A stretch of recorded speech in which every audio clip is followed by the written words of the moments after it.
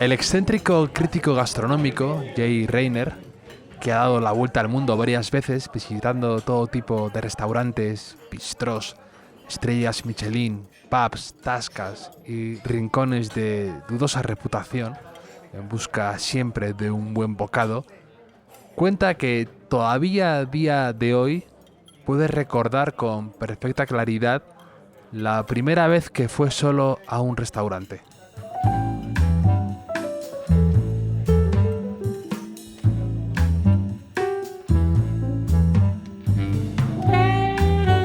Tenía 11 años y fue en un restaurante de madera en un pueblecito suizo sin encanto alguno, junto a la frontera italiana. Él se estaba alojando en un hotel de esa misma calle con un grupo de su colegio con el que había ido a esquiar en una excursión escolar desde el noroeste de Londres donde vivían.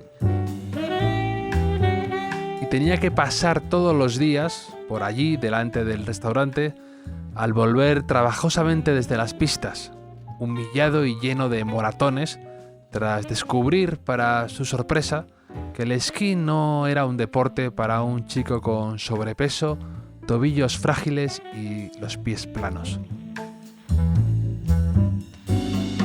El establecimiento donde se alojaban ellos era un bloque impersonal, gris y moderno que olía a naftalina. El restaurante de esa calle, en cambio, estaba hecho de maderas talladas a conciencia y barnizadas de oscuro, y parecía un majestuoso galeón que flotaba en la nieve de aquel invierno.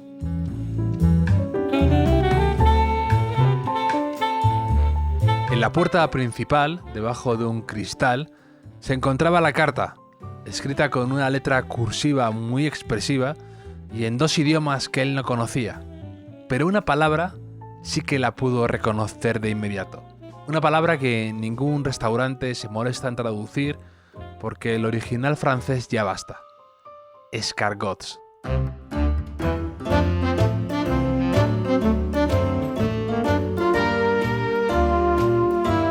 Y es que su madre preparaba en Londres unos caracoles estupendos con mantequilla de ajo, y entonces, con la retorcida lógica de un niño de 11 años, concluyó en ese momento que comer unos caracoles fuera de casa, tan lejos de su madre, le haría estar más cerca de ella, a la que echaba de menos con desesperación.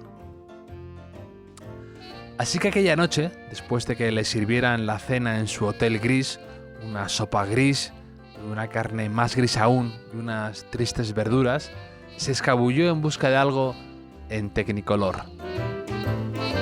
Y volvió al día siguiente, y al día siguiente, y al día siguiente, dejándose las libras que había llevado con él para otros gastos. Y desde entonces no ha parado de conocer nuevos restaurantes por el mundo y de escribir sobre ellos, pero sigue guardando en la memoria aquel restaurante, aquel local de madera en mitad de la nieve.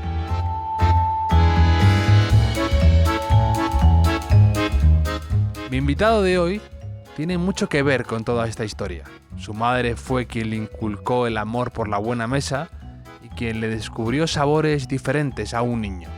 A un niño que luego rompía el cerdito para poder visitar restaurantes de los que leía y que sigue manteniendo desde entonces la curiosidad intacta, buscando el Technicolor en un mundo a veces gris, y que sabe que un buen restaurante puede ser a veces como ese galeón de madera en mitad de la nieve que recuerda Rayner.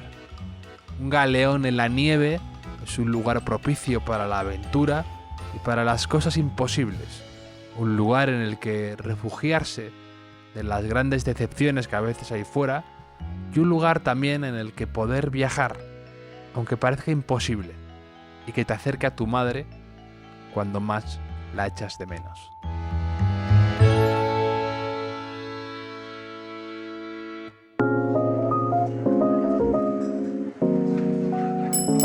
Bienvenidos al Hotel Jorge Juan con Javier Aznar, un podcast de Vanity Fair y Seagram's. Hoy tenemos de invitado en el hotel a Matoses. entusiasta de la gastronomía, gran cliente de restaurantes y viajero impenitente por todo el mundo. También es el coautor del libro Templos del Producto.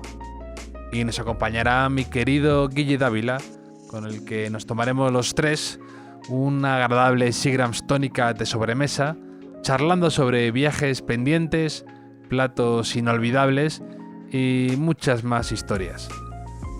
En las notas del podcast podréis encontrar todas las referencias, lugares y localizaciones mencionadas. Así que sacad esas copas, poned los hielos y brindemos con burbujas chisporroteantes por estos días de reencuentros.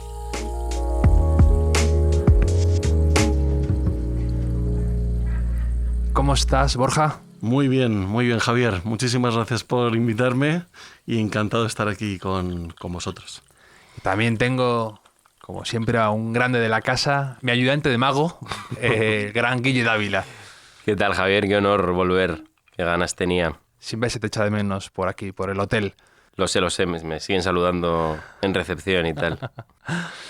Pues tenía, la verdad es que muchas ganas de poder hablar desde hace tiempo con Matoses y de conocerle, porque siempre nos hemos visto o leído en redes, en sus artículos, y le sigo con mucho interés sus recomendaciones gastronómicas, y por fin ya tenemos un cara a cara para hablar de gastronomía, de viajes por comida y de muchas más cosas interesantes.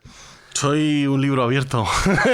Estoy aquí para un folio en blanco, lo que quieras. Dispara por donde prefieras empezar. Para empezar, te iba a preguntar, ¿cómo llega un tipo como tú a dedicarse y a escribir y a asesorar y a hacer todo lo que haces en el mundo de la gastronomía? Bueno, yo creo que fundamentalmente viene por mi familia materna. O sea, yo creo que yo recuerdo desde pequeño, en mi casa siempre había, en la cocina de casa siempre había máquinas como muy modernas, había platos, había bandejas llenas de comida, muchas pruebas y tal. Mi madre era profesora, impartía clases de cocina. Pero luego, tirando un poco del hilo, sí que, bueno, pues era algo que se ha ido, digamos, que ella heredó de su madre y de su abuela y demás, ¿no? Y hace poco descubrí me mandó un tío mío un menú de una tatarabuela mía de 1858, el menú de su boda, y 20 de diciembre del 58. Y entonces ahí entendí todo, ahí ya fue como la verdadera confirmación. La última pieza del puzzle. Es la última pieza del puzzle porque eran... No era solomillo el plato principal, ¿no? No era solomillo Wellington. Eran 9 pasos, pero 9 pasos no son 9 platos, eran platos de platos. Es decir, pues por ejemplo, uno era faisanes rellenos de becadas, las becadas rellenas de hortelanos, ¿no? O sea, entonces, y al final... Algo pantagruélico y... Absolutamente excesivo y bueno, muy matoses al fin y al cabo. Así que entonces entendí todo, ¿no? Y la verdad es que el menú, de hecho, lo hemos intentado replicar. Igual este invierno lo hacemos el mismo día, la idea es hacerlo el mismo día, pero lo hemos intentado replicar con algún cocinero así de renombre. Y no se atreven. Y bueno, costarán los hortelanos sobre todo. Bueno, la mitad de los ingredientes están prohibidos y la otra mitad son extraordinariamente caros, con lo cual pues no sé si podremos hacerlo, pero lo intentaremos. Vais a hacer la versión low cost a lo mejor. Empezando a sustituir cosas, ¿no? Sí, en vez de esto, chopet, en vez de... Sí. Y luego hay también otro hándicap, que es el tema del vino, porque al final no tengo la minuta de vino de esa boda, pero de hecho nos documentamos en los vinos de aquella época qué estaba de moda y tal, y quizá el más cercano es el Festín de Babet, que es 15 años después, y era un poco la referencia que teníamos para acompañar los platos. Pero en ese tipo de comidas, lo elegante o lo propio yo creo que es ya beber a morro el champán o tirárselo por encima. Sin duda. Efectivamente. ¿Y a ti siempre te ha gustado un poco escribir sobre gastronomía o compartirlo? Sí, es decir, yo creo que o sea, esto comienza pues hace, yo creo que unos 15, bueno, más, que igual 17, 18 años, cuando, claro, desde muy pequeño yo, o sea, el cerdito yo lo rompía para irme a restaurantes, dentro de mis posibilidades. Y es verdad que, claro, pues iba a más restaurantes que cualquiera de mis amigos o conocidos, con lo cual cuando ellos tenían alguna ocasión especial siempre me preguntaban. Yo era un mico, porque igual, claro, esto es pues desde muy pronto, y entonces ¿qué pasó? Que al final claro, no había móvil, no había esto, y al final era un rollo tener que explicar a todo el mundo los restaurantes donde había que ir o Sí. tal, no sé qué. Entonces creé un blog a través de la aplicación esta que luego compró Google, que era Blogger. Y entonces ahí era un esto donde yo iba poniendo los restaurantes que iba, Una especie de pero como- era privado. Es decir, Claro. yo daba permiso a mis amigos, al que me pedía, oye, pues, ¿dónde voy en Vitoria? ¿O dónde voy en no sé dónde? O si quiero caza, ¿qué tal? O para una ocasión especial, o presupuesto. Y entonces yo los ordenaba ahí y entonces decía, bueno, pues tienes el acceso y ahí mira lo que quieras. Y a partir de eso, que era algo muy primitivo, bueno, pues fue después... Sí, pues has ido adaptando a creciendo. distintos medios, ¿no? Porque de hecho también me dijo Guille que él te consideraba de los pioneros en Instagram, por ejemplo, de Sí, compartir. que yo recuerde, quizás sea la primera persona que empezó a compartir platos, a subir botellas vacías, a tal. Yo creo que, yo diría que si no el primero, desde luego en España, de los primeros. Sí, o sea, yo creo que ha sido parte de la evolución, ¿no? O sea, estuve luego, digamos que el blog este que era personal, luego fue trascendiendo, lo abrí, después fue el Confidencial, después fue el Mundo. También es verdad que yo creo que la gente ha cambiado el lenguaje, o sea, la lectura como tal de una crónica larga Eso es. es prácticamente, bueno, está prácticamente Mucho más desaparecido. visual todo ya. Con lo cual es verdad que Instagram sí que te permitía un punto de vista más visual y también más apetecible, ¿no? Que al final, bueno, pues yo creo que es interesante. Lo siguiente va a ser adaptarse a lo nuevo que es ya antes lo he visto, esta moda en países asiáticos de grabarte comiendo cosas, ¿no? Pues a lo mejor Cosas desagradables, además. sí, también. cosas muy... Un mejillón gigante. Efectivamente, yo creo que lo siguiente va a ser empezar a veros así, comiendo ese tipo los faisanes rellenos de hortelanos Sería... en directo casi. Pero una cosa que hacía Matos es que era alucinante, era que una época publicaba un poco como a tiempo real en Instagram, o sea, publicaba donde estaba comiendo en ese momento, y era surrealista porque lo mismo le veías comer en Bilbao y cenar en Cádiz. Y dices, este hombre, ¿qué ha hecho? O sea, no ha dado tiempo a viajar. Y era verdad. Es verdad, sí. Era cuando publicamos en tiempo real. Y es verdad que sí, que a veces íbamos contra el espacio-tiempo, íbamos contra él. Pero creo que además has hecho muy bien en conservar cierto halo de misterio, ¿no? En torno a quién eres, tampoco eres alguien que se exponga demasiado y eso creo que es bastante útil en el mundillo de la gastronomía y dice mucho también de ti. Yo creo, el no querer afán de protagonismo, sino oye, los restaurantes, los cocineros, los platos, y os tienen un segundo o tercer plano, ¿no? Eso me gusta. Sí, o sea, de hecho desde el principio, o sea, mi idea era, vamos, tener un anonimato total, porque al final, o sea, yo era un cliente, vamos, y me sigo considerando cliente de restaurantes, y en definitiva, mi intención cuando compartía era, oye, que si mi amigo Felipe iba al mismo restaurante, pues que tuviera la misma atención que yo y pudiera dar una visión honesta. Y prácticamente eso lo he ido arrastrando siempre. Evidentemente es verdad que cada vez es más complicado. Claro, antes de que no hubiera redes sociales o que Internet prácticamente tuviera toda la información de todos, pues era mucho más fácil. Luego pues se ha ido complicando y sí, pues hay alguna foto por ahí si te pones a buscar. Sí, claro, pero bueno, porque- siempre he intentado en la medida de lo posible mantener esa distancia y quizás ese anonimato, ¿no? Al menos visual, al menos de cara. Ya. Sí. No, pero es muy... A mí siempre me ha encantado leerte todo lo que has ido descubriendo, ¿vale? Por todo el mundo, porque sí que es verdad que además tú tienes un perfil muy, muy internacional. A veces incluso abrumadoramente internacional, que dices, no sé si me agobia perderme estos sitios tan buenos en Miami, que donde tú estuviste viviendo, creo, en Chicago, en ciudades que digo, a ver si algún día puedo ir ahí y conocer estos sitios. Y hacías esa lista de que era de los mejores del mundo de ese año. Siempre decías, si no pongo un restaurante, no es que no le considere muy bueno, sino que no he ido este año y no puedo calificarlo. Sí, era una lista muy discutida porque efectivamente, claro, al ser solamente una persona, claro, oye, ¿por qué pones, yo qué sé, Mugaritz el número 2 y el año siguiente no aparece? Sí. Pues claro, pues no había podido ir, o sea, y siempre había nuevas áreas del mundo donde cada año de alguna forma hacía más foco y tal. Entonces, bueno, pero bueno, yo creo que sí que era un buen índice de por dónde estaban las tendencias o determinados restaurantes que sí que permanentemente sí que he ido, ¿no? Es que el tema de las listas en la gastronomía es tremendo, ¿eh? Bueno, es que es tan subjetivo además que todo el mundo... ¿Pero cómo pones? Bueno, pues pongo lo que... Sí, porque es una foto de un momento, una foto de un año, y además que no es que esté grabado en piedra, es que a lo mejor yo ese día fui y no me convenció lo que vi. O todo lo contrario, fue el día más, claro, el más feliz de mi inspirado. vida. Sí, y la compañía todo cuadró y fue emocionante. Sí.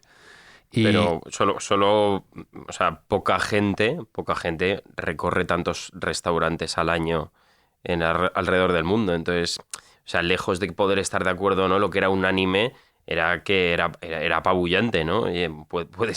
Puedes ubicar, pues no sé, eran 25 o 50 eran, ¿no? Eran 50, sí. Puedes ubicar 50 restaurantes del mundo entero que has visitado. O sea, no sé cuántas personas lo harían al año. Yo creo que ahí además, viajando suena muy utópico, pero que al final te valía, o sea, bueno, o me vale para dos cosas. Una, o bien para contrastar qué es lo que hay más cerca, es decir, oye, ¿realmente somos lo que creemos que somos en España a nivel de potencia gastronómica?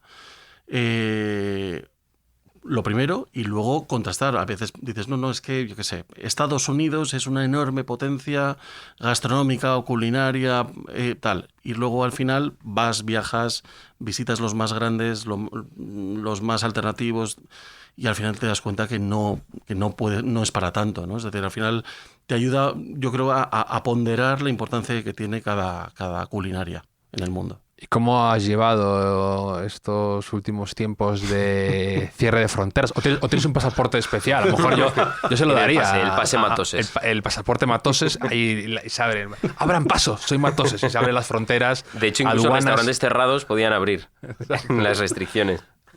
No, lo lleva mal. La verdad es que lo lleva mal. Es verdad que sí que he viajado porque por trabajo tenía permiso para viajar.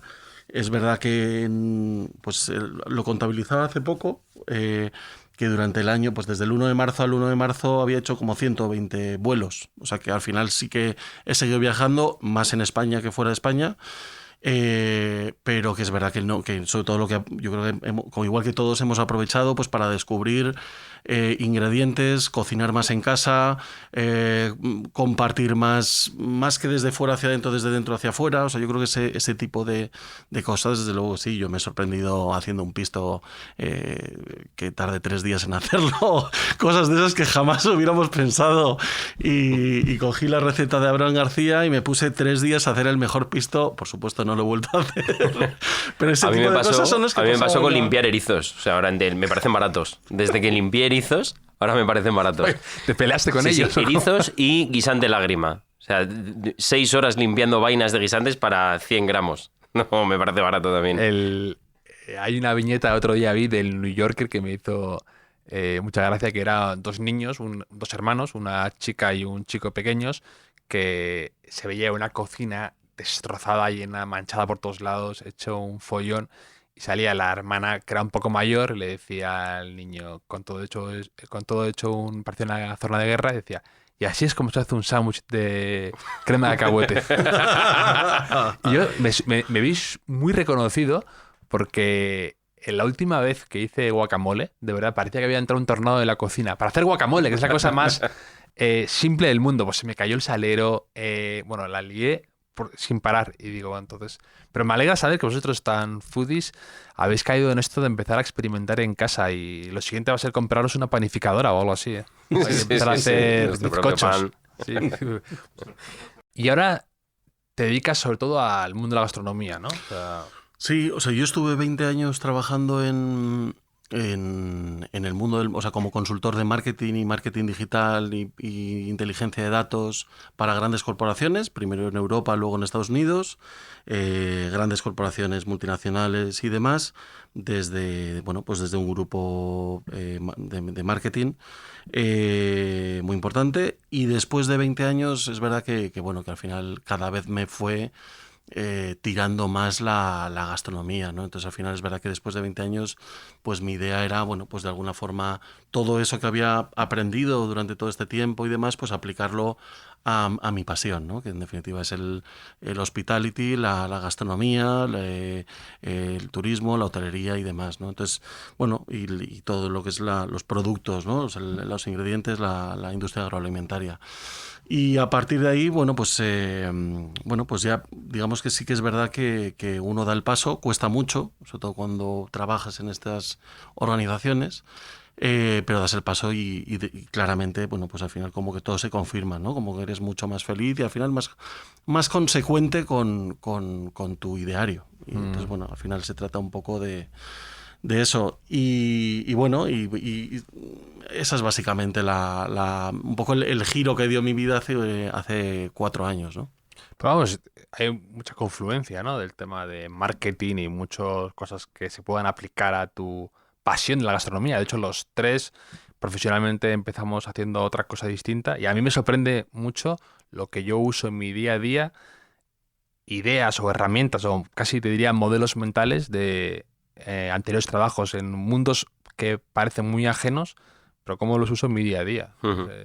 Si a vosotros os ocurre algo De parecido. orden, de estructuras. Sí, cosas que nunca lo hubieras pensado cuando te ibas y que luego son como navajas suizas que te valen para solucionar temas del día a día. Sí. Y bueno, te quería pasar ahora quería hacer a Matoses, por supuesto, que pasara la prueba de fuego del cuestionario Me Proust encanta. gastronómico. Me encanta estar en la barrera. Sí, pero tú luego Sí, luego metes al la final me pezuña. meto. Sí, luego te manchas tú como Sí. un buen ayudante No puedo de evitarlo. cocina. Y- Dávila es el rey de la sal. Él pone la sal en... Sí, es como el turco este, ¿no? El cocinero turco. Sí. ¿Habéis ido a ese Dale, restaurante, dale. por cierto? No he estado. Considero que. O sea, me parece. Estuve en Estambul. Al final no lo incluí en la lista porque había sitios verdaderamente interesantes. Pues Estambul está en un momento increíble. De hecho, a mí no me para de salir en Instagram vídeos de turcos Bueno, cocinando aparte cosas. se ha puesto muy de Uno moda. con bigotes ahora, ¿no? Sí, no, pero tengo muchos. Y digo, porque Sí, no sé todos por han qué, cogido- pero incluso de tiendas de ultramarinos que rellenan dátiles y cosas así, frutos secos, que hay verdadera Sí. pasión lo que hay por ahí. Ha abierto una verdadera beta este cocinero. ¿Pero ¿Cómo ¿no? se llama este, sabéis? No me acuerdo. Nusrat. Nusrat, ¿no? sí. Sí, Nusrat. que no sé dónde saca el tiempo para abrir tantos restaurantes por el mundo, cocinar, hacer vídeos y luego estar mazado como está. Digo, no. Bueno, al final coger carne, ¿no? Te acaba musculando. Es un fenómeno extraño. Sí. Pues no hemos estado. Yo la verdad es que no he Yo estado. Había rumores de que quizá habría un restaurante en Madrid. Y bueno, veremos a ver si ahora en la pospandemia. Le pegaría mucho a Madrid tener un sitio de este tipo, yo creo. O sea, Habría que ver. podría encajar mucha gente clásico a la sal. Bueno, para mí es un gran ejemplo de lo que de lo que en parte se ha convertido la gastronomía, ¿no? O sea, todo lo que es la parte del show, de crear un lenguaje entendible por mucha gente y donde al final ya la carne, o sea, el producto se vuelve casi intrascendente. O sea, el personaje y el ritual están por encima del propio ingrediente, sí. ¿no? O sea, no deja de ser que te pongan el nombre en Starbucks o que corten la carne. O sea, al final son cosas que asocias a algo y por las que te mueves. Sí, es a parte, esos sitios. y parte del ritual y de la experiencia, como se dice ahora, ¿no? Pero que Claro. es verdad que ahora la gente lo usa mucho para como algo de ocio, de compartir o de compartir vivencias. Esa parte también se cuida mucho o se explota mucho, ¿no? En los restaurantes cada vez más, entiendo. Y los cocineros cada vez son más, pues como este tipo, que es casi una estrella de rock, con millones de seguidores, que era impensable antes, sale grabándose en un barrio con Benzema, con cantantes, con Maradona salió, es como un... Bueno, y en tu checklist de cosas que hacer cuando viajas a un sitio ya integras este tipo de momentos, ¿no? Pues ya sé, o sea, igual que visitas un edificio, pues vas al restaurante porque necesitas esa foto en Instagram o esa story o lo que sea. Sí, sí, sí. Y hay lugares un poco, que eso es un podcast del que quiero hablar un día, lugares arruinados por Instagram, pero lugares me refiero desde monumentos. Bueno, la Torre de Pisa, leía el otro día un artículo que la Torre de Pisa era uno de ellos, que había perdido valor ir a la Torre de Pisa porque la foto ya estaba como demasiado sobreexpuesta, ¿no? Era como... Incluso no me zonas ya que tienen una vista determinada y que tienen que ponerle señales de que no te puedes parar a hacer fotos porque se bloquean, se colapsan o incluso son peligrosos. Sí, sí. Pues nada, pues sí, voy a pasar al cuestionario Proust a ver por dónde respira el bueno de Matoses. Miedo me da. ¿Cuál es tu idea de felicidad perfecta en un restaurante? Hombre, yo lo que creo es que es un restaurante donde los ingredientes estén bien tratados, donde tenga un protagonismo, donde haya un alma. Es decir, al final para mí los restaurantes no deja de ser el espejo de las personas que hay detrás. Entonces, de alguna forma, es el resultado de esa personalidad, ¿no? Y de sus anhelos, de sus voluntades, con lo cual al final pues sí que haya un alma y con la que pueda conectar. Y sí, pues quizá fundamentalmente eso, y donde me sienta bien, o sea, donde haya una empatía, donde haya una conexión. Suena genérico, pero básicamente sí, lo podría aplicar esto al bar de la esquina o a un 3 estrellas imposible de reservar, ¿no?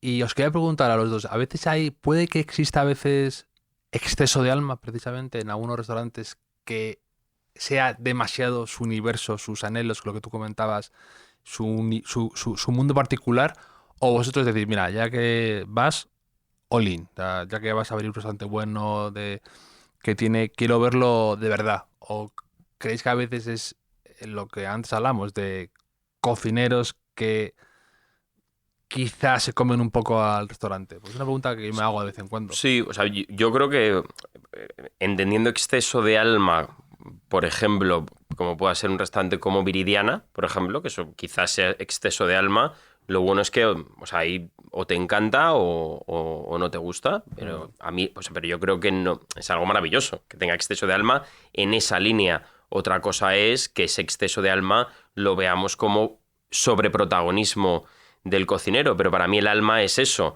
no es que el cocinero quiera continuamente reafirmarse en cada gesto en el restaurante. Entonces, mientras sea exceso de alma, poniendo como ejemplo Viridiana o Sacha o lo que sea, pues genial, habrá gente que le guste más, gente que le guste menos, pero eso es maravilloso porque está lleno de verdad. Sí, o sea, yo de alguna forma, para mí, el exceso de alma en un restaurante es casi un oxímoron. O sea, al final, cuando hablo de la empatía, es que al final o sea, quizá hay restaurantes con muchísima personalidad, como puede ser Abraham García.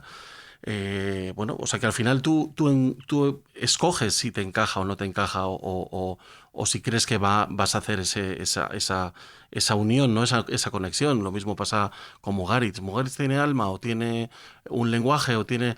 Al final tú conectas y tú decides si vas o no, y sobre todo si repites o no. Para mí Mugaritz, pues llevo yendo anualmente desde hace pues prácticamente 20 años. Todos los años, y no puedo, o sea, no concibo una temporada sin ir, ¿no? Entonces, pero de alguna forma el exceso, o sea, yo creo que al final también una parte fundamental, tanto de un restaurante como de los cocineros, es lo que los italianos llaman la sprezzatura, ¿no? Es decir, esa parte de hacer fácil y elegante lo que puede tener un gran trabajo detrás, ¿no? Entonces, de alguna forma, para mí eso es también una parte para conectar.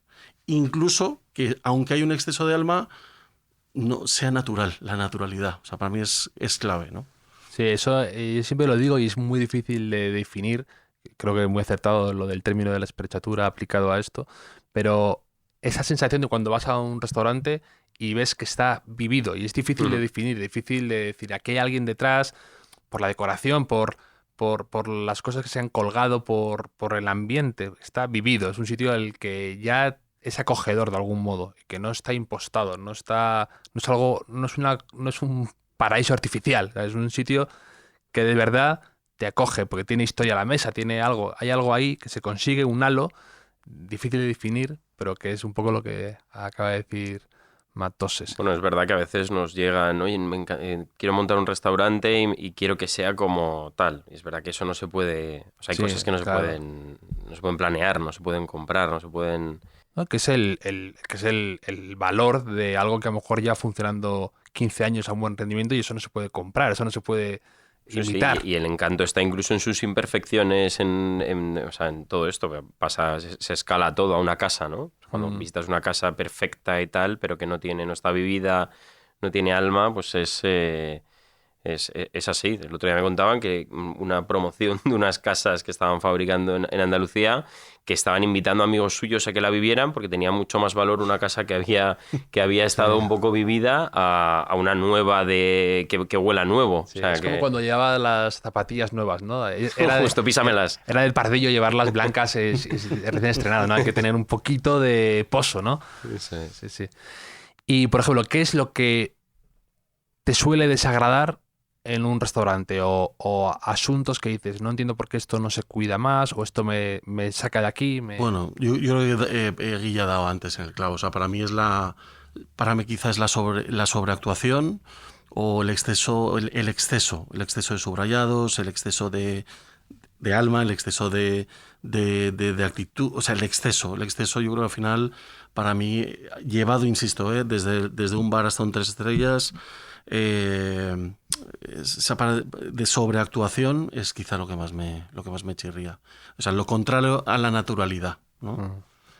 Tiene mérito que hable del exceso. Quien quiere replicar un menú pantagruélico propio de Obélix, las 12 pruebas, sí. con faisanes rellenos. Lo rellenos. rellenado de comida es el cerdito, que está relleno de monedas. Una comida o un sabor que te lleve a tu infancia, que antes hablabas de esto, de esa imagen en la cocina que me ha parecido muy evocadora, de máquinas extrañas o en la cocina de tu madre. Pues mira, creo que es bastante representativo y prometo que no es de snob, pero me lleva a la infancia el pato a la naranja.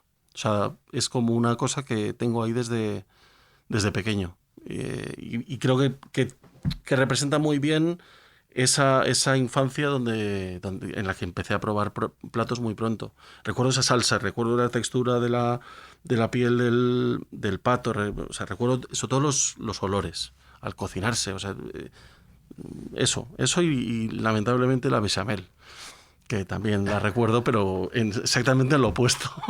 ¿No te gustaba la bechamel? Me caí en la marmita y no he podido volver jamás a volver ni a... Lo único que no come.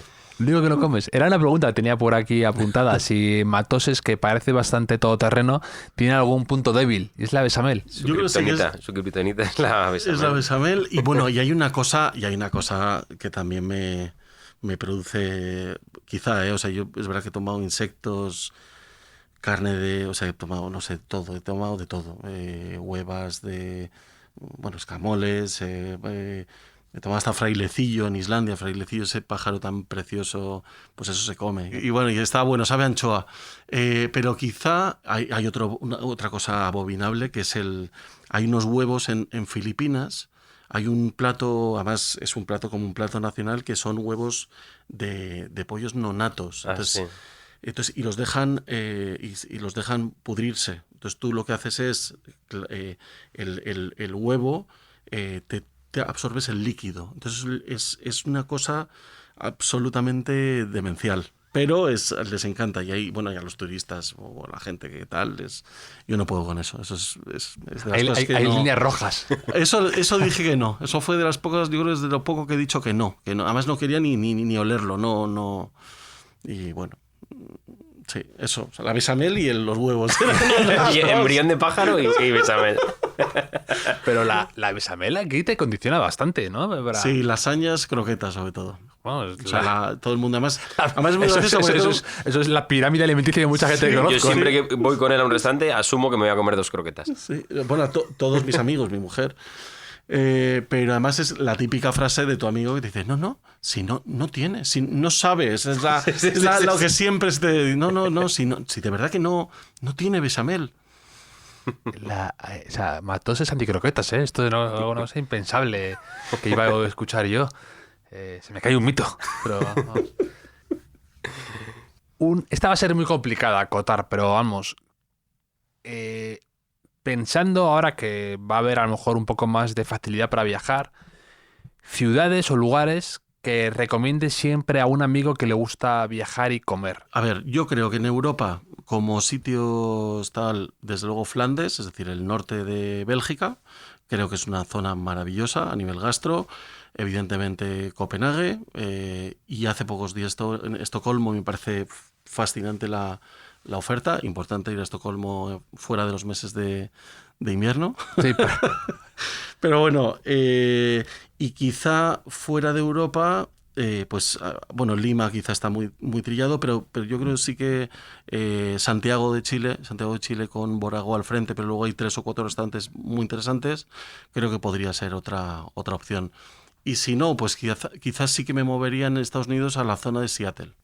Que también ahí se están haciendo cosas interesantes. Eso sí, como fuera un poco más fuera del radar. Y luego, lugares que tú digas, tengo ya ganas de iniciar el siguiente viaje a este sitio porque de verdad me sigue fascinando viajar aquí. Bueno, yo creo que Francia siempre está ahí. O sea, Francia y Japón siempre están ahí, siempre. O sea, constantemente es como, ¿voy a esto o voy a este sitio de Francia, ¿no? Francia, o sea, París y luego todo lo que alrededor de Francia.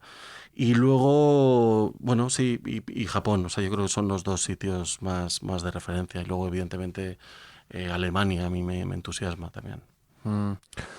Una comida que te parezca sobrevalorada un poco. De hecho, otro día vi en una entrevista a tu amigo, Carlos Mateos, ¿no? También conocido como Mr. Espeto, ¿no? Uh-huh. Que en una entrevista dijo algo que me dio que pensar, que le hacían esta pregunta y él dijo, pues a veces la chuleta, ¿no? Que la chuleta a veces le parece que está algo sobrevalorada. Y no pudo elaborar más, pero me pareció una respuesta de estas que dices, mira, pues tiene fondo. Yo soy el mayor chuletero y carnívoro del mundo. De hecho, hace poco estuve en Bedúa, en San Sebastián. Además, en clave. Sí. Y de verdad, no sé, de esto que dices, un sitio perfecto, la chuleta al punto ideal, unas visitas maravillosas y fui muy, muy, muy feliz. Pero que puedo entender, y lo pensaba mientras iba cortando mi chuleta, me resonaban las palabras de Carlos Mateos y digo, pero tiene parte de razón, que hay mucha chuleta falsa, que hay mucha... que es muy visual y poco a veces del otro. Bueno, es quizá uno de los productos con más fraude, ¿no? En general, desde origen hasta que llega a la mesa, hay 5 o 6 eslabones donde en cada uno de ellos puede haber fraude. O sea, desde el origen, matadero, distribuidor y restaurador. O sea, pero sí que yo encima que tampoco soy, o sea, sí que me gustan las chuletas, pero no soy especialmente carnívoro, sí que lo incluiría como uno de los productos donde dices, joder, se habla demasiado. O sea, yo creo que al final, desde mi punto de vista, sí que está sobrevalorado. Pero quizá hay otros 2 que quizás sí que son más manidos, pero que son la trufa y el caviar. O sea, yo creo que al final son productos que se han... Yo creo que de alguna forma en muy poco tiempo ha habido un amplísimo acceso a esos productos porque cada vez hay más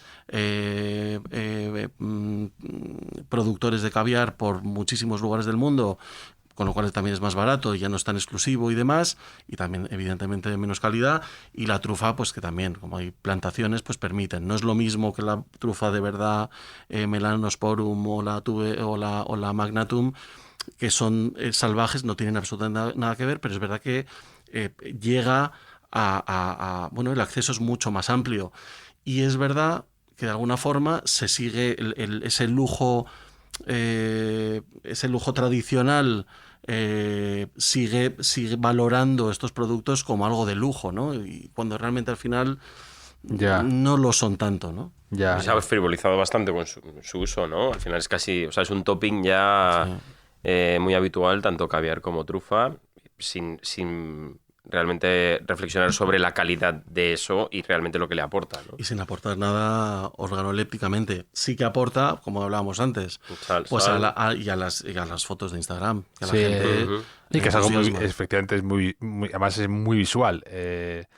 Un poco de caviar o algo así. Sí, te hace sentir especial además, ¿no? Es como, siempre es un poco festivo. O que te corten la trufa ahí. Sí, lo que pasa es que, bueno, o sea, que yo creo que la trufa, la trufa hay que tomarla 4 semanas al año, que es cuando de verdad es la trufa de calidad, claro. Y el caviar tiene que ser un caviar excepcional. Pero yo creo que de alguna forma yo creo que el tema de las redes sociales también han amplificado mucho el efecto de estos ingredientes, ¿no? Que yo creo que están totalmente sobrevalorados. Son productos que, claro, que durante décadas se han asociado al lujo y que ahora cuesta desmitificar. O sea, por ejemplo, hablas del champán. El champán era una bebida asociada a celebraciones y ahora, con todo este nuevo movimiento y este nuevo acceso también a pequeños productores que trabajan otras uvas y otros métodos de elaboración, que al final son vinos casi más de introspección, algunos champanes, que de celebración, ¿no? Entonces, bueno, yo creo que también de alguna forma estamos viviendo ese momento donde de alguna forma se está desmitificando algunos productos asociados al lujo tradicional, y bueno, y también, y también dando más valor a otros productos que no se veían como algo de lujo, ¿no? ¿Como cuáles, por ejemplo? Pues mira, por ejemplo, las verduras. O sea, luego no sé si vamos a hablar de tendencias y tal, pero yo, por ejemplo, creo que las verduras es un producto absolutamente excepcional, donde en otros países se le da una importancia impresionante, y que quizá en España, como tenemos una riqueza, una despensa tan alucinante, y además con 4 mares, pues al final tienes, y luego también una riqueza impresionante en todo lo que es la parte de proteínas, ya sea ibérico, vacuno, caza. Con lo cual, al final, de alguna forma, la verdura se ha ido convirtiendo en algo, o culturalmente se ha ido convirtiendo en algo secundario. Y por ejemplo, cuando Carlos y yo abordamos el libro Templos del Producto, y creo que es un buen ejemplo, claro, bueno, pues más o menos lo que tratábamos es que fuera un poco un reflejo de productos, ¿no? Son templos de producto extremo, y buscábamos ejemplos.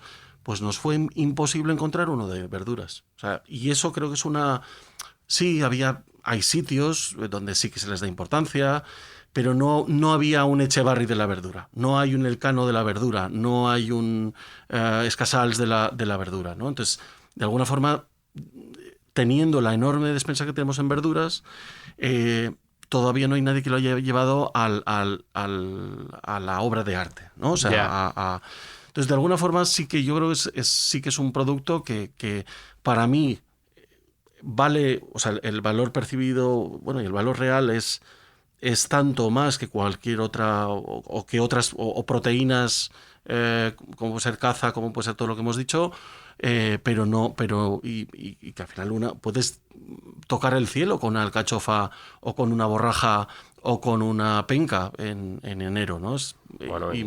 Absolutamente, y restaurantes como Eleven Madison Park, que ha sido número 1 del mundo, han renunciado a la proteína animal en su menú de este año, o sea que además hay una tendencia mundial. Nosotros tenemos el producto, y yo estoy de acuerdo en que hay un margen de puesta en valor alucinante. Me llama la atención ahora, por ejemplo, hablábamos del lenguaje, por ejemplo, un restaurante aquí en Madrid, Rustic, lo está haciendo muy bien, ¿no? Porque realmente integra productos reconocibles como es la pizza o la chuleta o el pollo, pero de repente lo que más emociona a la gente cuando va, me pasa cuando he llevado gente, es con unas acelgas, con un puerro a la brasa y con un tomate.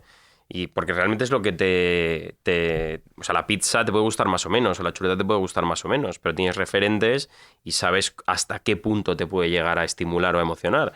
Pero una acelga no te lo esperas, ¿no? Y realmente emociona. Estoy muy de acuerdo. Además, sí que es verdad que las verduras tienen esa connotación un poco como la sopa de Mafalda, ¿no? Algo denostado por todos y asociado con el puré de verduras o con algo obligado, casi por prescripción médica. Ni Popeye pudo. Y sin embargo, sí que, como ha dicho muy bien Matoses, he llegado a tocar el cielo en algunos sitios. Me hicieron un viaje por Navarra tomando cosas de verduras espectaculares y también por Murcia, donde estuve trabajando unos meses. Probé cosas de verdad que te emocionan y que no te esperas. Pues sobre todo me encanta la sorpresa de, por ejemplo, en Bedúa también, que cuando estuve, que tiene una huerta al lado, algo tan sencillo como una lechuga bien alineada con su cebolla, con algo de zanahoria que tenían ahí, de verdad era como muy emocionante tomar algo tan auténtico, tan fresco, sin que haya pasado por 1000 manos. Y de verdad que me parece algo a reivindicar, así que... Bueno, sí. En el propio Echevarri, el pase de la chuleta, normalmente a todo el mundo emociona más la lechuga, que es la guarnición, a la propia chuleta, que por supuesto es extraordinaria y nadie la asa como él, etcétera. Porque la mezcla es perfecta. Bueno, es que ese crujiente, ese frescor, claro. Es que es maravilloso. Sí, pues mira, ahora que justo era mi siguiente pregunta, era... próximas modas que crees que van a pegar fuerte o tendencias que estás notando y que con ese ojo del que ya viaja mucho y ve un poco las corrientes de lo que empieza aquí, a lo mejor llega a España más tarde, o cómo crees que qué cosas van a funcionar. A ver, para mí o sea, yo creo que hay como 3 o 4 tendencias muy importantes. Unas puramente de evolución de la gastronomía y otras, digamos, macro que afectan a la restauración. Entonces, a ver, para mí la tendencia y alguna vez lo hemos hablado Guillo, yo creo para mí la siguiente macro tendencia después del modernismo mediterráneo, bulli, y después del digámoslo, kilómetro cero extremo de Noma.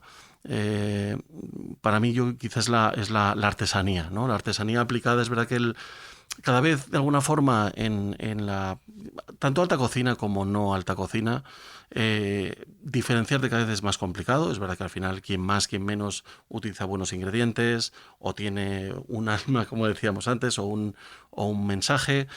Pero de alguna forma la artesanía es algo que, bueno, que te diferencia mucho del de enfrente y de alguna forma cada vez se valora más, ¿no? Y lo uno además con que yo creo que, aunque parezca extraño, hay una parte de inflación que estamos teniendo los últimos años, pero de aquí en adelante yo creo que también va a ser muy importante, que va a afectar claramente también al número de ingredientes, a la calidad de los ingredientes, a la cantidad de los ingredientes que vamos a encontrar en los platos. Y eso al final, pues de alguna forma, como tendencia, creo que va a hacer afinar mucho más en la puesta en escena, en la artesanía manual, bueno, pues en esas cocinas muy cuidadas. Eso no quiere decir ni barrocas, ni sobreactuadas, como decíamos antes, pero sí donde al final hay un trabajo de artesanía pura, ¿no? Y creo que sí que eso en parte volverá Francia como un gran estandarte de todo esto, la cocina centroeuropea y demás. Entonces, bueno, para mí la artesanía es clave, la inflación creo que va a ser clave, va a ser decisiva en lo que vamos a vivir en los próximos 5 o 10 años. Creo que en los escandallos de los platos, creo que los tamaños de los platos, el tema a lo que hemos estado acostumbrados en España, de cantidades de proteína muy bestias si lo comparamos con otros mercados, otros países. Hay países donde un mero de 2 kilos entre 3 personas les parece absoluta realidad virtual, ¿no? O sea, y es verdad que también lo estamos viendo que el precio de los pescados por ir prácticamente se ha duplicado de un año a otro. El precio del combustible, el precio de la luz, el precio... Entonces, al final, todo esto claramente se va a reflejar en los platos, ¿no? Como tercera gran tendencia, sigo pensando, es verdad que el COVID yo creo lo paró, pero para mí sí que era todo lo que yo llamo gastronomía consciente, o que es todo lo que tiene que ver con sostenibilidad, con cómo afecta el desperdicio, cómo afecta la sobrepoblación y los recursos. O sea, creo que todo eso es una macro tendencia que va a seguir, se va a volver a reactivar después de todo esto. Y quizá luego hay un movimiento, yo no hablaría como de macro tendencia, pero sí que veo que es un movimiento que además me parece interesantísimo, que está viendo, bueno, algo se veía en Estados Unidos y tal, pero que sí que veo, y además a mí me gustaría Guille, ver lo que piensa, que es lo que considero, y últimamente lo llamo freestyle, ¿no? Es el libre estilo aplicado a modelos de restauración, donde cuando hablamos de esto, de asumir sin subrayados técnicas, productos, kilómetro cero, el modernismo, de alguna forma todo eso entra, ¿no? Lo asumen, hay cocineros que lo asumen y tienen su propia visión. Y su propia visión al final es un estilo libre que lo veo, últimamente este año lo he visto mucho en Andalucía, creo que Tosca, Calleja, Bagá, o sea, son ejemplos magníficos de esto, que podríamos meter incluso a Alquimia, podríamos meter incluso a Casa Marcial, ahí donde lo vemos, creo que va hacia lleva unos años hacia esa dirección. Y de alguna forma hay un movimiento que me parece interesantísimo, donde de alguna forma no hay dogmas, sí que hay una asunción de tendencias que ha habido y que interiorizan y que exponen sin subrayados, que me parece interesantísimo, ¿no? Sí, estoy totalmente de acuerdo. Además, normalmente son cocineros que se han formado en super restaurantes, que han adquirido técnicas de cocina modernista, pero conocimiento de producto de su territorio, porque además normalmente son cocineros que vuelven a su lugar de origen a reivindicar esas cocinas de casa con las maneras o con las técnicas que han aprendido en otros lugares. Entonces es desde luego emocionante porque ves que no tienen, pues eso, estilo libre, no tienen realmente, no tienen un guión ni tienen nada más que lo que les gustaría comer a ellos, el poner en valor productos de la zona y en aplicar pues también su gusto, su conocimiento, esas conexiones de ingredientes que a lo mejor nunca antes se habían llevado a cabo, que es algo que también que emociona en cocinas como puede ser la de Pedro en Bagá, etcétera. Y ocurre lo mismo cuando viajas por Europa y te recomiendan sitios, por ejemplo en Londres, que están efervescentes, que tienen una estrella Michelin, que tienen maneras muy alternativas, que son muy modernos en las formas, pues lo que aquí llamaríamos hipsters, y que realmente en sus cocinas hay mucho de esto, ¿no? Hay una línea de cocina súper sofisticada y con una elaboración muy cuidada, pero realmente apelando a productos de la zona, a sabores limpios, etcétera, etcétera. Sí, en Francia también todos los nuevos bistrós van todos en esa dirección. Interesante. Y, por ejemplo, os quería preguntar, y también quiero que tú te mojes, Guille, en esto. Tus últimas sorpresas muy positivas gastronómicas. Y aquí puedes incluir desde, que siempre lo he reivindicado y siempre me gusta mucho de leer, lo de la comida callejera de un puesto de lo que sea, a un restaurante en un viaje que te ha fascinado con muchas estrellas de Michelin. Te voy a decir, bueno, a ver... Bueno, empiezo por hotel, porque al final yo creo que lo que más me ha sorprendido últimamente, además lo hemos vivido juntos el señor Dávila y yo, ha sido un hotel en la Costa Amalfitana, que es el San Pietro, ¿no? Que al final es un hotel del que oyes hablar mucho. 52 años de historia o 51 años de historia, es casi como un mito, pero hasta que no lo vives no te das cuenta de lo extraordinario, de lo maravilloso, de lo sublime que puede llegar a ser un hotel europeo, ¿no? Esa ha sido como una gran sorpresa. Luego, pues... Y ahí, y dentro del hotel, la pasta limone, por ejemplo, Sí. ¿no? Sí, Que nos yo creo que al emocionó. final también esa sencillez, ¿no? Eso O sea, es, la justo. espesatura que hablábamos antes. O sea, yo creo que al final esa sencillez aparente, eso, con unos linguini al limón, con Lemongrass. peperoncino y lemongrass.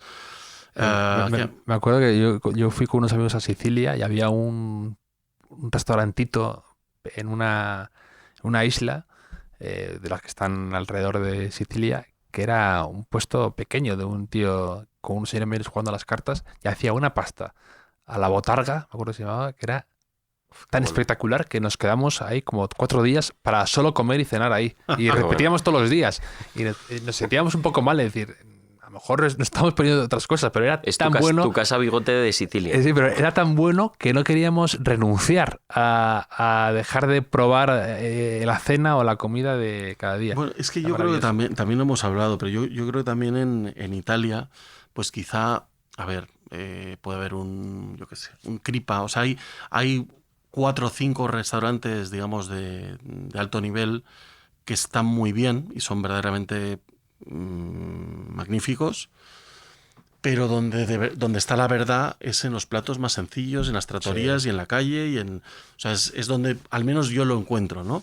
Entonces, bueno, al final puedes disfrutar tanto con unos espagueti botarga o con unos linguini al limone, casi como con cualquier cosa más sofisticada del mundo, ¿no? Entonces, yo creo que ahí es donde está la verdad de la gastronomía italiana. ¿Y más sorpresas gastro que hayas tenido últimamente? Pues bueno, bueno, mira, la sorpresa de verdad más emocionante. Ojo, bien exclusiva, ¿eh? Matos. Sí, no, fue un libro que me regaló. Celebramos nuestro aniversario en Estocolmo, en Franzén, que es el restaurante ahora donde se pelea todo el mundo y las reservas son imposibles y tal. Y me regaló mi mujer el libro de Grimaud de la Reynière, que es como, para mí, es como el gran mito. O sea, para mí es la figura en la que el que me despertó todo el exceso y todas estas cosas. Yo creo que es el gran personaje, ¿no? Que este es un personaje de hace 150 años que organizaba pues unas tremendas sesiones gastronómicas en París, cogiendo palacios y bueno, y entonces es una segunda edición de 1804. A lo mejor era amiga de tu tatarabuelo. Eso ha sido Se como pasaron una de de las pena. grandes sorpresas. Sé que es un libro y quizá no es como... No, pero entra eh, perfectamente dentro de... Y luego también así de vino me sorprendió mucho un Chateau Royas hace poco, un 2003, que en principio no es como de las super añadas, pero me pareció alucinante. Y luego, bueno, no sé, y así como sitios, así como más... A mí me ha Sí. sorprendido un montón un restaurante que de hecho me descubrió Matoses, que es la Embasada de Llivia, en Llivia. Es un cocinero amante loco de la cocina francesa, se presentó se presenta a todos los concursos de Patin Croûte, de Bocuse d'Or, etcétera. Entonces hace una cocina francesa muy académica, hojaldres, patés, bueno, es alucinante. Borja sí que estuvo allí, pero nosotros lo que organizamos fue que vino a Madrid a cocinar a casa de un amigo. Y la verdad que nos lo pasamos fenomenal y me pareció algo impresionante que eso esté ocurriendo ahí en Llivia. Sí, además es alucinante porque sí, además también es una sorpresa y también es casi una exclusiva o no, o una primicia. Y es que nosotros hicimos el último vals, la última comida que daba antes de cerrar, de echar el telón. Y resulta que el otro día estuve hablando con él y resulta que los que le iban a comprar el local se han echado atrás. Con lo cual, yo me acuerdo que yo me fui y estaba el salón lleno de rulos de estos de burbujas, y con lo cual lo van a volver a reabrir. O sea, con lo cual lo han reabierto, la Embasada de Llivia. Y bueno, sí que yo creo que es un sitio absolutamente excepcional. Y mi consejo es, desde luego, hablar con Boronat y darle un presupuesto, decir qué apetencias, qué antojos hay dentro de esa cocina que comentaba Guille y que haga un menú de estos maravillosos. Nosotros le dijimos que queríamos grandes platos de la historia de la gastronomía, entonces se replicó pues platos de francesa, de Bocuse, de Rouson, de todos. Hablando de este tipo de comidas y de platos y de comida francesa, hay otra ciudad que yo no he ido a comer ni nada, he pasado un par de días, pero no más, y que he descubierto como su lado gastronómico por Anthony Bourdain, de que hablaba en un capítulo y que siempre ha tenido como referencia, que es Lyon, que yo no sabía que tenía tantísima importancia gastronómica y debe ser un auténtico, mucho templo del producto, como diría Matoses ahí. Sí, yo creo, a ver, Lyon yo creo que sí, quitando Tokio, yo creo que es como la ciudad y bueno, o sea, sí, la ciudad con más estrellas Michelin del mundo. O sea, yo creo que ahí está donde están... Y San Sebastián. También.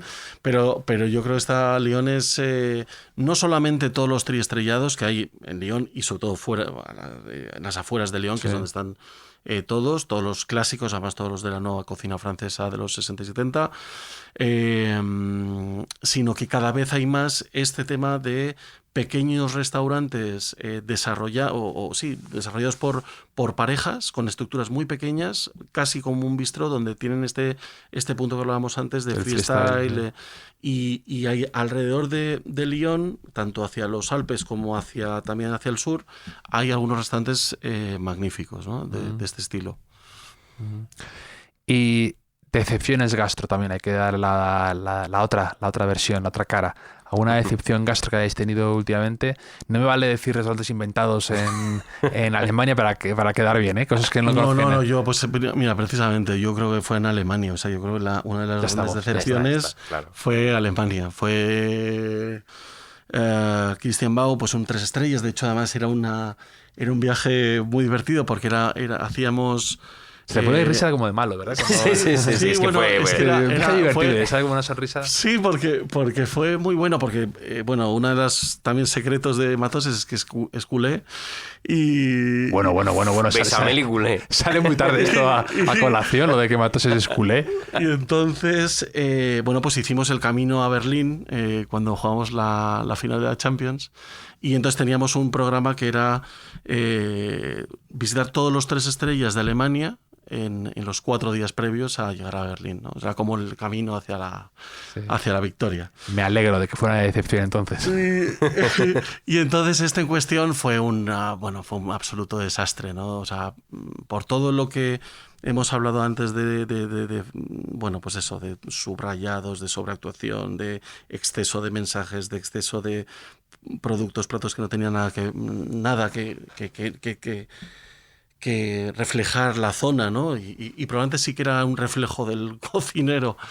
Pero bueno, aparte, sí, yo creo que ha sido la grandísima decepción así últimamente, que recuerdo. Es verdad que no, cada vez cada vez de alguna forma vamos a más sitios que tenemos más información cuando vamos por primera vez, con lo cual de alguna forma sí que estamos más... Mira, otra más cercana y además yo creo que también más entendible fue Casa Balbino. Casa Balbino, que realmente fue confirmar un desastre, o sea, porque Casa Balbino en Sanlúcar de Barrameda es como en la Plaza del Cabildo. Sí, estuve el año pasado, justo. Es como el lugar ¿no? más famoso y tal. Es verdad que en Sanlúcar hay muchísimos sitios escondidos que es donde está la verdad de Sanlúcar, creo yo. Y Balbino es casi como el más famoso, ¿no? Y de alguna forma fue constatar algo que un año antes habíamos visto y que este verano en julio o en junio, pues de nuevo una visita fue tremendo de mal, no solamente las tortillas de camarones, que es como su emblema, sí, su elaboración totémica y demás, sino otras cosas, ¿no? Entonces, bueno, son así, pues eso, además eso sí que, aunque vayas, tampoco te esperes que va a ser tanto, ¿no? Bueno, son así decepciones. Sí, bueno, yo tampoco... Lo que decía Matoses, al final es verdad que vamos cada vez más a sitios en los que sabemos que nos gustan. O sea, antes quizás yo mismo hacía un poco más de colección y visitaba por visitar, por querer verlo y saber qué estaba pasando allí, y poco a poco voy perdiendo esa necesidad de conocer por conocer algo que además asumo que no me va a gustar. Entonces eso ha reducido el índice de decepción muchísimo. Ya. La mejor hamburguesa de tu vida. Yo de verdad, es que la mejor hamburguesa de mi vida, y es que yo creo que siempre coincidía con la resaca de ir a Línea o tal, era Osheval, es la hamburguesa en Chicago. Es la mejor hamburguesa con la que más he disfrutado.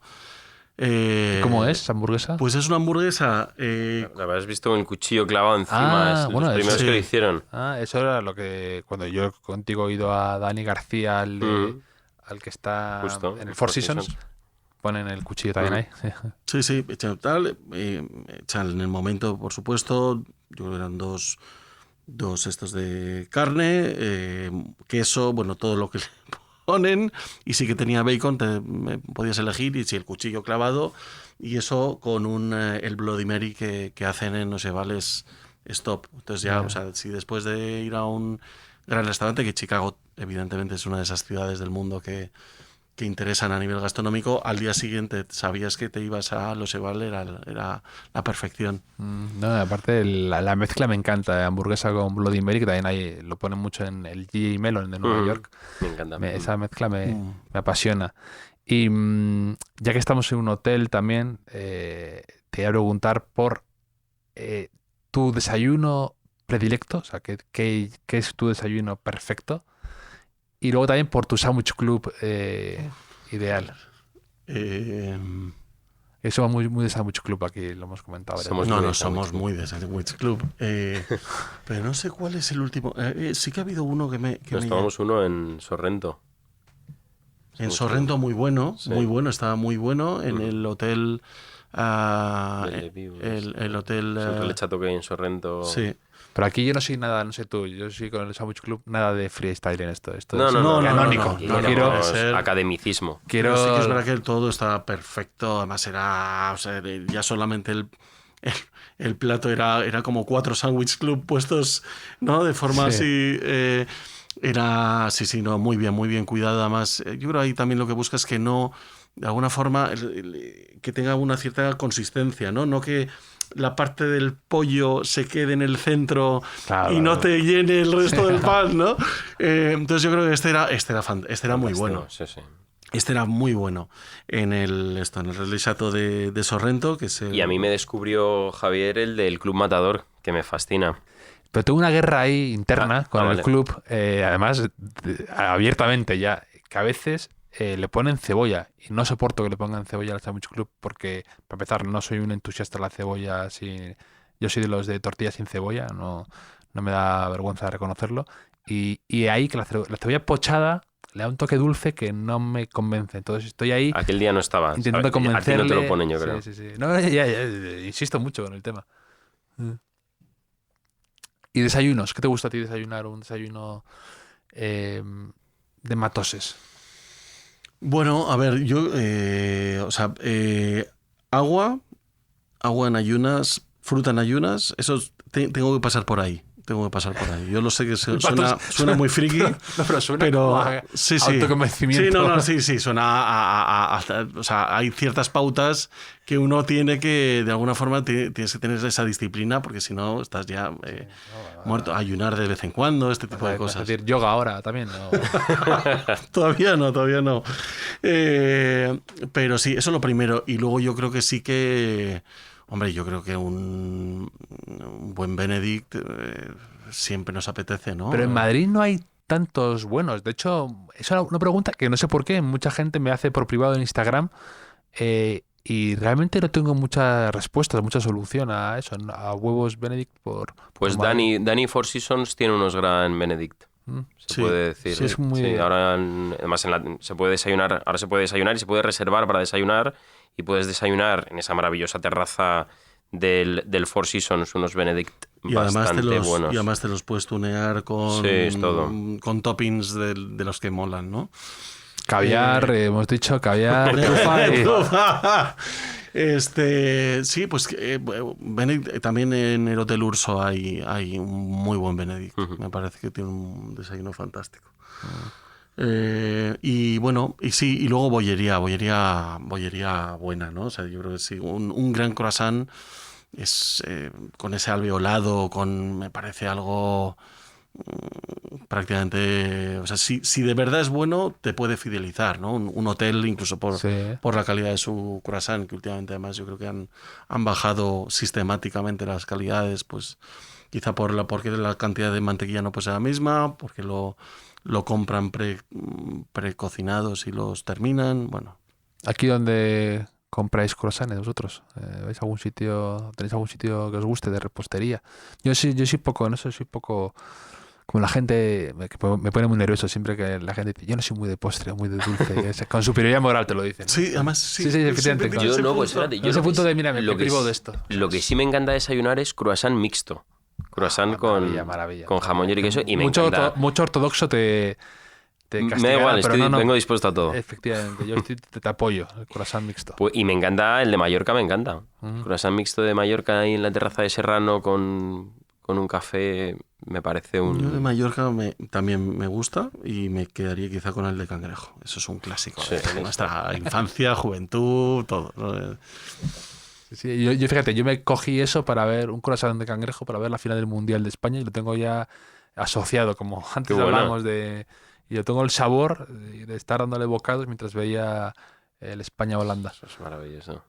Sí. Y luego hay una pista buena para un desayuno así diferente y especial que es Granja Elena en Barcelona, ¿verdad? Maravilloso sitio. Sí, Borja es una buena pista. Borja, sí, fantástica. No, Borja además yo creo que la cocina que practica tiene todo lo que es la parte de bollería, bocatas tienes 120 tipos, pero todo lo que son platos contundentes de mercado. Es que puedes desayunarlos, puedes desayunar canelones. Camino al aeropuerto, ¿no? Justo, A mí me llevó mi amigo Pablo Mediavilla cuando fui a San Jordi a una cosa de firma de libros, y siempre me lo recuerda porque quedamos a desayunar, íbamos a ir a desayunar y me vino a buscar al hotel. Y yo me desperté a la 1:45. Y habíamos quedado a las 9:30, pero de esto que dices, pero ¿cómo ha podido pasar? ¿Cómo he podido dormir 4 horas o 5 horas? Y siempre me lo recuerda. Y me llevó ahí después y me encantó. Y no es un sitio tan conocido, incluso para la gente de Barcelona, no es un sitio tan conocido y me pareció de una calidad tremenda. De ahí me lo recomendó el inspector en Twitter y muy, muy bueno, muy bueno. Kalakaua siempre tiene buenos tips. La hermana de Borja además tiene una bodega, gestiona una bodega fantásticamente, y no hay nada mejor que el típico viernes que ya has tenido esas reuniones como a las 8:30, 9, y te acercas a Granja Elena 11:30 y ya te abres el primer vino. Entonces ahí ya, primero que te encuentras a gente de ese mismo perfil allí, además te encuentras a los sospechosos habituales de Barcelona, que son los que siempre están en los restaurantes y demás, caras conocidas, y entonces ya empiezas a compartir la botella con otras mesas. Y ese momento es perfecto para empezar el fin de semana, ¿no? Qué divertido, qué bueno. Sí, y por último, termino, el desayuno de Lera también es un desayuno que bien merece. Sí. Y el de Atrio. Atrio y Lera, sí. Por desayunos así como especiales, pistas. Un placer culpable de Matoses. Un placer culpable. Pues quizás sí, quizá el croissant de cangrejo de Mallorca, ¿no? O sea, sí. Yo recuerdo, lo que pasa es que cada vez, creo, cada vez encuentro menos... O sea, yo recuerdo, por ejemplo, el perrito caliente que estaba aquí al lado, de Nebraska. De Galatea. De Galatea. El perrito caliente de Nebraska, no, de California. ¿no? California, sí. Que es el que te ponía con la salsa esa que además, de hecho, la tenían patentada, y cuando cierran querían... Eso fue Nebraska. Fue Nebraska. Nebraska, claro. Vale, que estaban en Goya, ¿no? Sí. Había varios, pero sí, en Goya. Entonces fue Nebraska, la salsa esa que la quisieron comprar y aparentemente nunca la vendieron, ese perrito caliente. Y yo, el perrito caliente que recuerdo, que no sé si sigue abierto ese sitio, es el Estocolmo en Malasaña. El Estocolmo era mítico en los perritos calientes.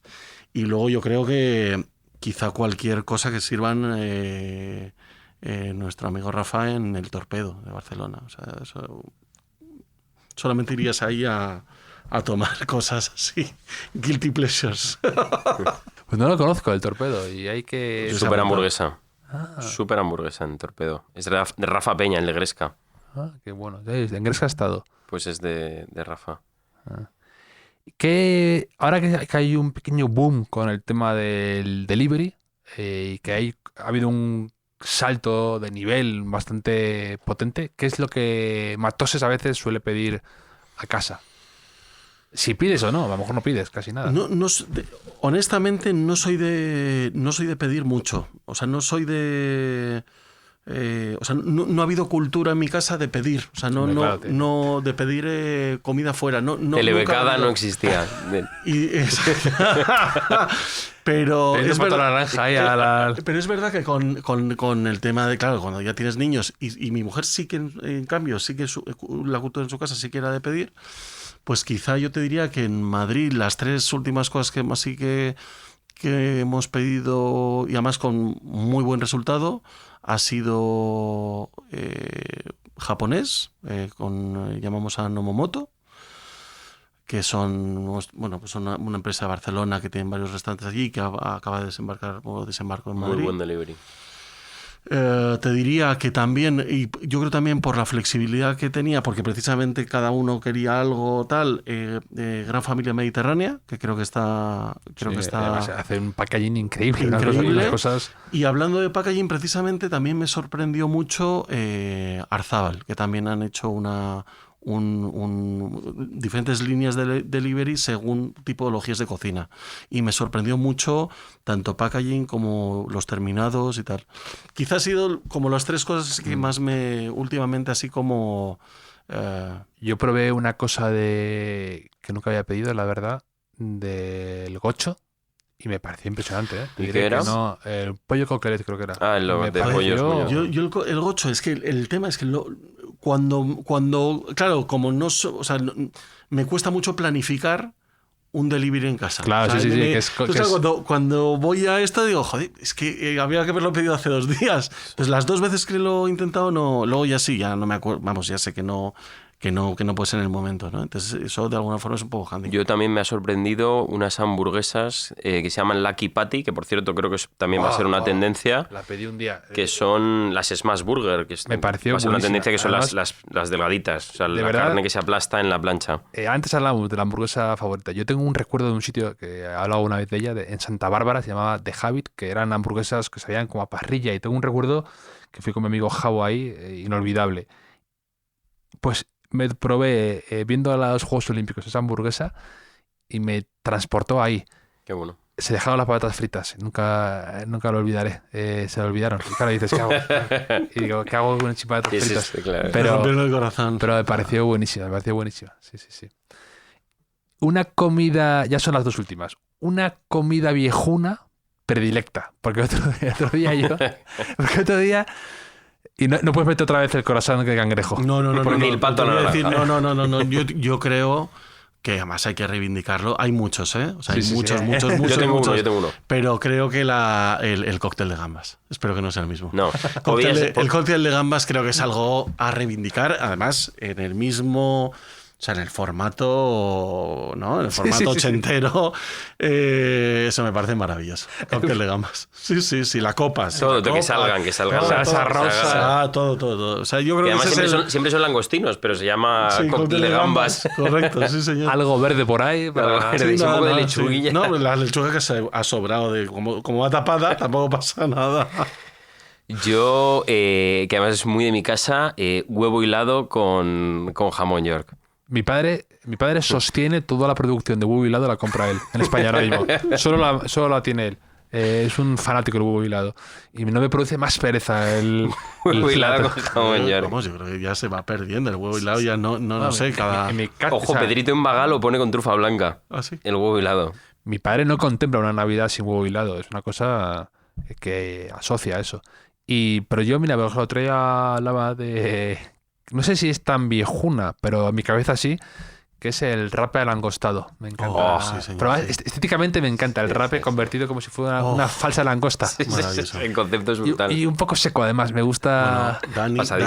Dani Mora de Esa Pedrera, que además a veces le gusta jugar, sobre todo así en invierno, cuando no hay tanto, digamos, turismo. No pude ir con en Guille, Menorca. me sienta fatal, pero bueno. En Menorca, Esa Pedrera Espuyol hace platos así viejunos y uno de los últimos ha sido nos hizo una langosta Bellavista, pero el penúltimo fue el rape al angostado. Y bueno, fue maravilloso, absolutamente Sí, pero- sublime.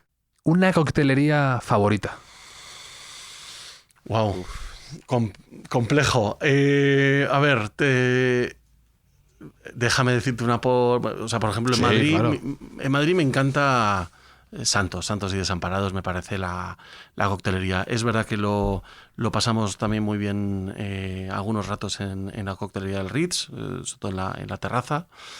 Creo que viene una coctelería que va a dar bastante que hablar, que es Sisa, en el Four Seasons. Abre ahora, que además debe estar a punto, no sé si el próximo mes, que además la abre Miguel, que además Miguel era el master bartender de Solange en Barcelona, que para mí es una de mis cócteles, vamos, quizá en Barcelona desde luego es mi favorita. Es maravillosa, que está como ambientada en James Bond, además. Bueno, Es el nombre de la primera Sí, chica Bond. Y Solange, como Solange. con G. Con G, sí. También es la hermana de Beyoncé, creo. Lo digo por mira. por abrirnos. Pero nos quedamos con la parte de James Bond.